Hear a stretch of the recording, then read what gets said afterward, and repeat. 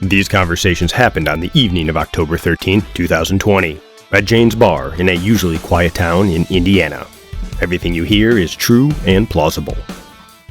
I mean, it looks like they were just too busy to listen. I mean, as all this virus stuff was starting in China, with them preoccupied with impeachment, Harvey Weinstein, Brexit, the Oscars, and these celebrity parents who paid $500,000 to send their daughter to USC. And while our minds were looking around for an escape from all that bullshit, our leaders were ripping us off for our money and our liberties. Yeah, because of the greed to make their lives better at the expense of the rest of us. Oh, yeah. Hey, Mr. Reporter over there, maybe you'll start reporting about how these corrupt politicians will somehow figure out to achieve their American dream, even in all this chaos, while the rest of us continue to live in a nightmare just struggling to survive. And without having time to figure out who is lying or telling the truth. Yeah, because we're kept busy being entertained by a media that has its own political and business agenda. Yeah, talk shows that were making a fortune getting us all riled up are now fighting each other about the virus. And years after the election, Fox News was still talking about Hillary. Yeah, and 95% of what MSNBC is reporting on is Trump.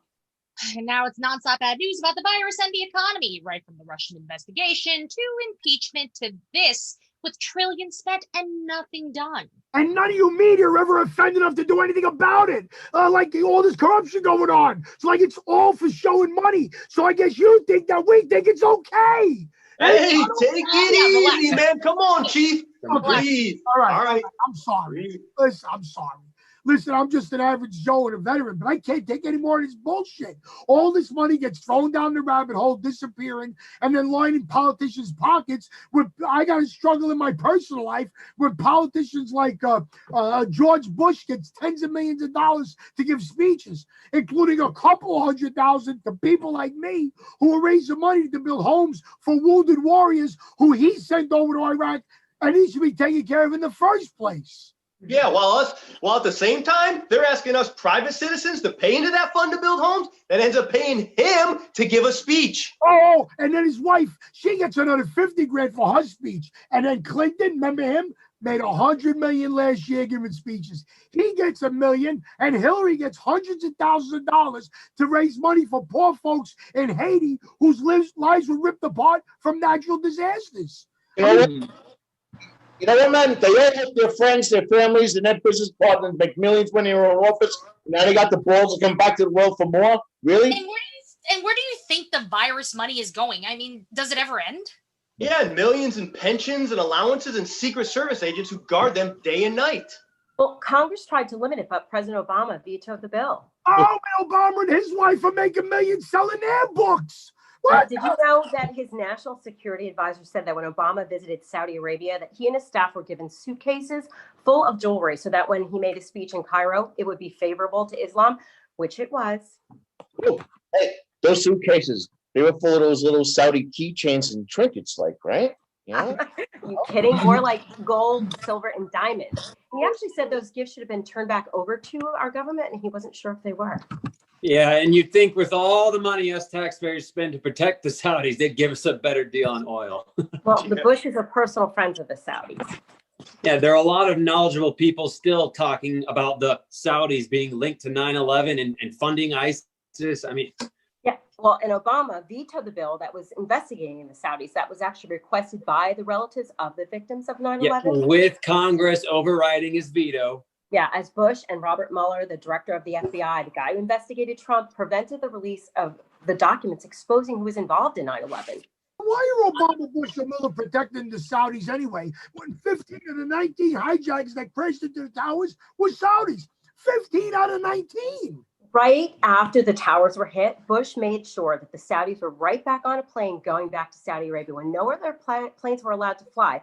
And he knew they would get blamed. Yeah. Those scumbags won't worry about their plane getting hijacked, right? And now the Saudis are spending millions at Trump's hotel in Washington as they're lobbying to stop that bill investigating them from passing again. Hey, man, maybe Trump doesn't know they're staying in his hotels, all right? Come on. Listen, that's how we determine our foreign policy. The enemy of the enemy are our friends. And, you know, the Saudis hate Iran, and they stay in Trump's hotel. Oh, wait, so we let them chop up a body of a Washington Post reporter? Yeah, in their embassy with everyone watching, but they reasoned that no one would even ask what happened to them. Oh, and now we're going to sell them nuclear weapons? That's a great idea. Yeah. Oh, hey, is it true Bush knew there were Saudi terrorists here taking lessons on how to fly a plane before 9/11 and might be planning a hijacking? Yeah, and they knew that these terrorists weren't interested in learning how to take off or land planes. They knew and didn't do anything about it. Yeah, Mueller, the FBI director at the time, said that they failed to connect the dots, even with one of their agents mentioning the World Trade Center as a possible target. Well, somebody should be investigating him. Yeah, well, then we went to war with Iraq. Even all the evidence pointed to Osama bin Laden, who's a Saudi, as well as all those pilots flying those planes. They were all also Saudis. Yeah, but Bush wanted to blame Saddam Hussein so we could go to war with Iraq, and nobody asked why. Probably because Saddam threatened to kill Bush's father. We didn't go to war over that, though, would he? And they had to make weapons of mass destruction to give us a reason. You know, they should have investigated the Saudis and our own leaders the way they investigate the Russians. You know what? Maybe the Russians know what the hell happened. I bet they do. Oh, how does this shit even happen? And how do you know about all this stuff anyhow? Hey, listen, I interned in Washington for my journalism degree. I even got bit by the politics bug. I was thinking of running for office. So are you still thinking about running? Are you kidding me? With all the corruption I saw, they'd never let someone like me make a difference. So I thought it'd be better to become, interested and expose the truth and become part of their lives. Yeah, besides, the folks with the money decide who gets to run. Yeah, well, someone needs to follow the money and inform the public. So I guess that's my job. So here I am reporting on city council meetings and broken traffic lights. But it's a start. It's a good start. But let me tell you how it gets started for everybody else.